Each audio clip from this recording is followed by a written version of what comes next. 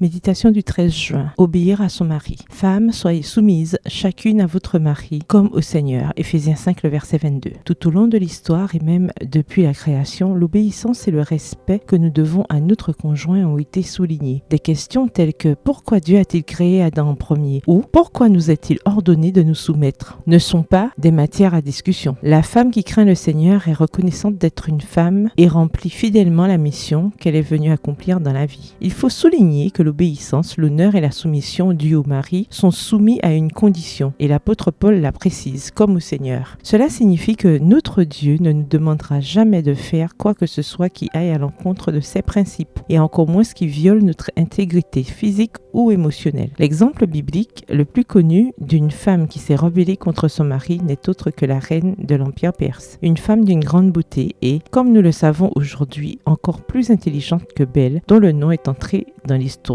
Vasti. Quelques versets consacrés à sa vie suffisent à nous donner une leçon de dignité. Les sages de son temps l'ont détrônée par mépris, craignant que d'autres femmes ne suivent son exemple. Mais nous constatons aujourd'hui qu'elle a fait ce qu'il fallait. Vasti n'a pas désobéi à l'ordre du roi ou de son mari. Elle a désobéi aux ordres d'un homme au jugement obscurci, qui était sous l'influence de l'alcool après une semaine d'ivresse. Son mari n'avait pas besoin d'elle pour des raisons personnelles ou politiques. Il voulait seulement qu'elle exhibe sa beauté et s'expose au regard curieux et lubrique d'autres hommes ivres. C'est dans ce genre de circonstances qu'une femme n'est pas obligée d'obéir à son mari. C'est là que s'applique le texte. Il faut obéir à Dieu plutôt qu'aux hommes. Acte 5, le verset 29. Tant que notre mari se tient sous la direction divine, nous devons le soutenir, prendre soin de lui, l'aimer, l'honorer et lui obéir avec joie comme au Seigneur. Notre soumission ne doit pas comporter le moindre soupçon de crainte, car notre comportement ne serait plus motivé par de bonnes raisons. Chers amis, priez pour votre mari, qu'il soit converti ou non, afin que votre foyer reçoive l'approbation divine et que l'amour, la paix et l'harmonie y règnent. PS, femme heureuse et digne. Bonne journée et que l'Éternel vous bénisse.